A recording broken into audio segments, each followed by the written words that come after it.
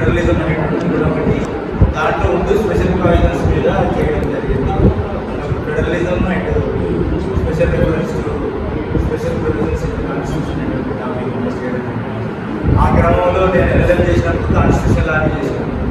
దాంట్లో చాలా వైవిధ్యమైనటువంటి ప్రొవిజన్స్ మన భారత రాజ్యాంగంలో ఉంది. దీంట్లో డ్రాఫ్టింగ్ కమిటీకి నేతృత్వం వహించి వారితో పాటు మెంబర్స్ ఉన్నారు. వాళ్ళందరూ ఏ నుంచి కూడా మన దగ్గరికి హైదరాబాద్ రెసిడెన్సీ రిప్రజెంటేటివ్ వచ్చిండు. అట్లా చాలామంది సంతానం అటువంటి వాళ్ళందరూ కూడా వేరే వేరే కారణాలతో బిజీగా ఉన్నప్పటికీ డాక్టర్ అంబేద్కర్ గారే స్వయంగా ఉండి రాయడమే కాకుండా కాన్స్టిట్యూషన్ అసెంబ్లీలో డిబేట్ జరిగినప్పుడు ఆన్సర్స్ చేస్తూ వాళ్ళని ఒప్పించి దాని తర్వాత ప్రొవిజన్స్ను కాన్స్టిట్యూషన్లో పెట్టడానికి తీవ్రమైన ప్రయత్నం చేసి ప్రముఖమైన పాత్రని నిర్వహించారు. ఈరోజు అందరికీ భారతదేశంలో పుట్టిన పౌరులకు పుట్టబోయే పౌరులకు అందరికీ కూడా సిద్ధంగా ఈరోజు భారత రాజ్యాంగాన్ని ఆమోదించినటువంటి ఇప్పటికే రాజ్యాంగంలో వచ్చిన దీని ఇంప్లిమెంటేషన్ ప్రారంభించినప్పటికీ జనవరి 26 నెక్స్ట్ ఇయర్ 1950కి అయ్యింది. అది ఎందుకైందంటే అప్పుడు ఉన్నటువంటి రాజ్యాంగ పరిషత్ కాన్స్టిట్యూంట్ అసెంబ్లీ పార్లమెంట్ గవర్నమెంట్ కావాలి, తర్వాత ప్రెసిడెంట్ ఆఫ్ ఇండియా ఎలక్ట్ చేసుకోవాలి. ఇవన్నీ కారణాలు ఉన్నాయి కాబట్టి దాంట్లో టైం తీసుకొని ఆ గ్యాప్ తీసుకొని ఇంప్లిమెంటేషన్ ప్రారంభించినప్పటికీ అట్లా చేయడం. అయితే మనం రాజ్యాంగాన్ని పరిశీలన చేస్తే అంబేద్కర్ గారి యొక్క పాత్ర, వారి యొక్క ముద్ర అనేటువంటిది చాలా ఆర్టికల్స్ ఉన్నాయి.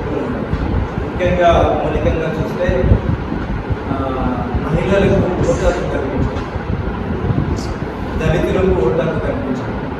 మనం ఈరోజు చెప్తున్నాము చాలా అడ్వాన్స్ కంట్రీ అనేటువంటి అమెరికాలో కూడా చాలా సంవత్సరాలు రాజ్యాంగం వాళ్ళు ఏర్పాటు చేసిన 1494లో ఉన్నప్పుడు వాళ్ళకు ఉన్నటువంటి రాజ్యాంగం స్టార్ట్ అయినప్పుడు మహిళలకు ఓటు హక్కు లేదు, అక్కడ నీగ్రోస్ ఓటు హక్కు లేదు.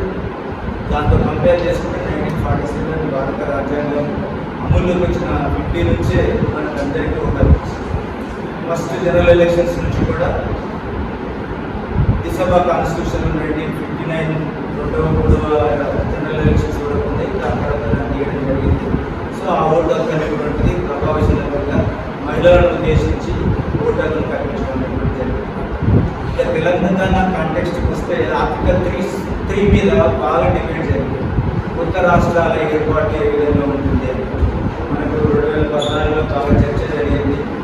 రాజ్యాంగ నేపథ్యాన్ని ఇంటర్ప్రిటేషన్ చేసినప్పుడు దాని మీద సుప్రీంకోర్టు కూడా ఇంటర్ప్రిట్ చేసింది. రాష్ట్రాలకు ఓన్లీ మాత్రమే రిఫర్ చేసి వాళ్ళ అభిప్రాయాన్ని మాత్రమే తెలుసుకోవాలనేటువంటి దానికి అంబేద్కర్ గారు ఆ రోజు కాన్స్టిట్యూషన్ అసెంబ్లీలో చాలా తీవ్రమైన పదజాలను ఆన్సర్ చేయడం జరిగింది. అప్పుడు ఉన్నటువంటి బీహార్కి చెందినటువంటి సభ్యులు దీన్ని వ్యతిరేకించిన ప్రజలు పెట్టినప్పుడు కంపల్సరీ ఆ రాష్ట్రాల యొక్క ఆమోదం ఉండాలి అనేటువంటి దాని మీద తీవ్రమైన చర్చ జరిగినప్పుడు దాన్ని తీసేయడం, దానికి వ్యతిరేకంగా అంబేద్కర్ గారు చేయడం జరిగింది. అంతేకాకుండా దేశానికి 2వ రాజధాని హైదరాబాద్ ఉండాలి అనేటువంటి ఒక ప్రపోజల్ కూడా ఆ రోజు తీసుకొచ్చి ఒక బుక్ కూడా రాస్తారు. 2వ రాజధాని ఎందుకు, హైదరాబాదే ఎందుకు అనేటువంటి దాన్ని. సో అది కాలక్రమేణా ఇప్పట్లో చాలా మంది డిమాండ్ కూడా వస్తుంది. మన హైదరాబాద్ 2వ రాజధాని అంటే వారి యొక్క దూరదృష్టి ఏ విధంగా ఉంది అనేటువంటిది మనం అర్థం చేసుకోవాల్సి ఉంటుంది. 50 సంవత్సరాల క్రితమే దీనికి ఈ భారతదేశానికి ఏ విధమైనటువంటి సౌలభ్యాలు ఉండాలి, ఫెసిలిటీసు, తర్వాత దేశం యునైటెడ్గా ఉండాలంటే ఏ విధంగా ఉండాలి అనేటువంటి దానికోసం వాళ్ళు అప్పుడే ఆలోచన చేసి ఇప్పుడున్నటువంటి పరిస్థితులను ఆలోచన చేసి ముందే ఊహించి అలాంటి అభిప్రాయాన్ని ప్రపోజల్ తీసుకురావడం అనేటువంటి. అంతేకాకుండా మనం భారతదేశం రాజ్యాంగంలో కొన్ని మౌలికమైనటువంటి సూత్రాలు, దానికి బేసిక్ స్ట్రక్చర్ 3A వచ్చింది. దానికి ఫండమెంటల్గా మనకు ప్రాథమిక హక్కులలో ఆస్తి హక్కు ఉంటుంది. ఆస్తి హక్కును తర్వాత దాంట్లో ఆస్తి హక్కును బేస్ చేసుకుంటే బీహార్లో భూ సంస్కరణలు జరిగినాయి. సుప్రీంకోర్టుకి వెళ్ళారు. భూ సంస్కరణలు ఈ అడ్డం వస్తుంది ఆస్తి హక్కు దాన్ని మొట్టమొదటి రాజ్యాంగ సవరణ 1951లో చేయడం జరిగింది. దాని తర్వాత Shankar Prasad versus state of Bihar, state of Tamil Nadu case వచ్చింది. దాని తర్వాత మనకు AK Gopalam versus state of Tamil Nadu వచ్చింది. దాని తర్వాత కేశవానంద భారతి కేసు వచ్చింది. దాని తర్వాత మినర్వా మిల్స్ కేసు వచ్చింది. ఈ కేసులు అన్నింటిలో కూడా బేసిక్ స్ట్రక్చర్ క్లియర్ అనేటువంటి సుప్రీంకోర్టు తీసుకొచ్చింది. బేసిక్ స్ట్రక్చర్ అంటే పార్లమెంటరీ వ్యవస్థ, సమైక్య ఫెడరలిజం, తర్వాత ఓటు హక్కు, తర్వాత సెక్యులరిజం, సావెర్నిటీ, ఇవన్నీ కూడా బేసిక్ స్ట్రక్చర్కి వస్తుంది. వెరీ రీసెంట్గా ఉన్నటువంటి కింద కూడా ఒక జడ్జిమెంట్ వచ్చింది. దాని మీద బేసిక్ స్ట్రక్చర్ థియరీస్ ఏమైనా మన ప్రియాంబులు ఇప్పుడు 42వ రాజ్యాంగ సభలో తీసుకొచ్చినటువంటి ప్రియాంబులను కూడా అపాయింట్ చేయడం జరిగింది. ఇవన్నీ కూడా చేస్తూ కొన్ని విషయాల లోపల అప్పటికప్పుడు తీసుకున్నటువంటి నిర్ణయాలతో పాటు మనకు ఆదేశిక సూత్రాలు, డైరెక్టర్ మినిస్ట్రీస్ ఆఫ్ స్టేట్ పాలసీలో కూడా యూనిఫామ్ సివిల్ కోడ్ కానీ, దాని తర్వాత పంచాయతీరాజ్ వ్యవస్థ పెట్టడం కానీ, మైనార్టీలకు సపరేట్గా ఎడ్యుకేషన్ ఇన్స్టిట్యూషన్ పెట్టడం కానీ, అదే డైరెక్టర్ ప్రిన్సిపల్స్ ఆఫ్ స్టేట్ పాలసీలో పెట్టారు. సో వాటిని దృష్టిలో పెట్టుకొని మనకు article 21A right to education అనేటువంటిది కూడా మనం సవరణ ద్వారా తీసుకురావడం అనేటువంటి జరిగింది. అంతేకాకుండా మొట్టమొదటిగా అన్టచబిలిటీ ఆర్టికల్ 18లో కానీ, ఆర్టికల్ 14 నుంచి 16 వరకు ఉన్నటువంటి ప్రాథమిక హక్కులలో కూడా అందరికీ కూడా 19 ముఖ్యంగా చూసుకుంటే స్వేచ్ఛా స్వాతంత్రం, ఈరోజు మనం అందరం కూర్చొని మాట్లాడుకుంటున్నట్టు because of article 19 RT act వచ్చింది కానీ మనం మాట్లాడుకోవాలి కానీ సంఘాలు ఏర్పాటు చేసుకోవడం కానీ ఇవన్నీ కూడా చేతిలో ఉండదు. ఆర్టికల్ 21 స్వేచ్ఛ పట్టడానికి అనేటువంటిది స్వేచ్ఛ ఉండడం, ఇవన్నీ కూడా వారు చాలా దూరదృష్టితోటి మనకి ఇచ్చినటువంటి మౌలికమైనటువంటి హక్కులు, ప్రాథమిక హక్కులలో మనం ఇవ్వడం వల్లనే ఈరోజు మన అందరం కూడా నిలబడి మాట్లాడగలుగుతున్నాం, కూర్చొని మాట్లాడుకుంటూ కనీసం ఎలాంటి దేశజాలు లేకుండా మాట్లాడగలుగుతున్నాం అంటే రాజ్యాంగం మనకి ఇచ్చినటువంటి హక్కులు. ఈ హక్కులలో ప్రధానమైన భూమిక పోషించింది డాక్టర్ బిఆర్ అంబేద్కర్. కాబట్టి వారిని ఎప్పుడూ సదా మనం స్మరణ చేసుకోవాల్సినటువంటి అవసరం ఉంది.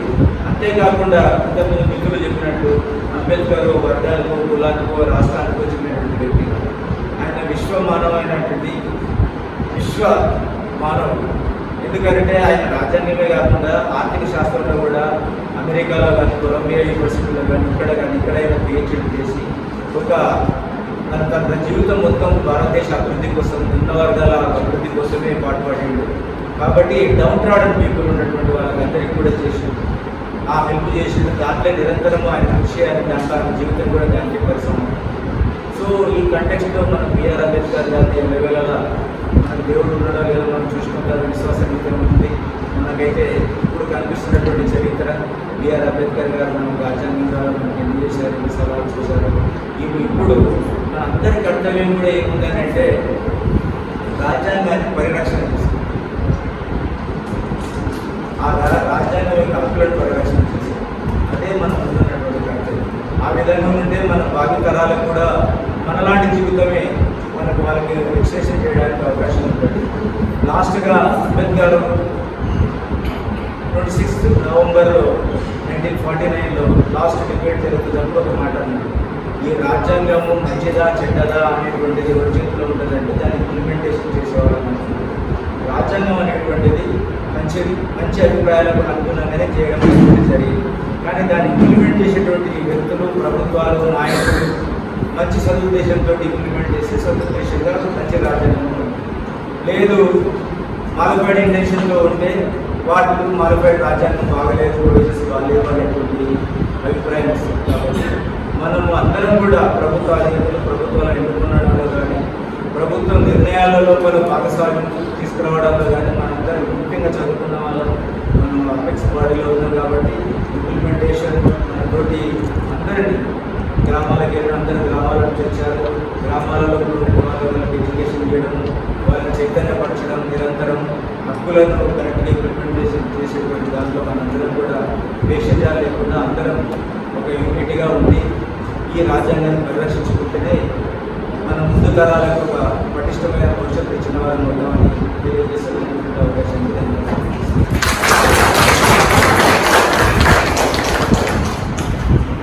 మంచి సమావేశంలో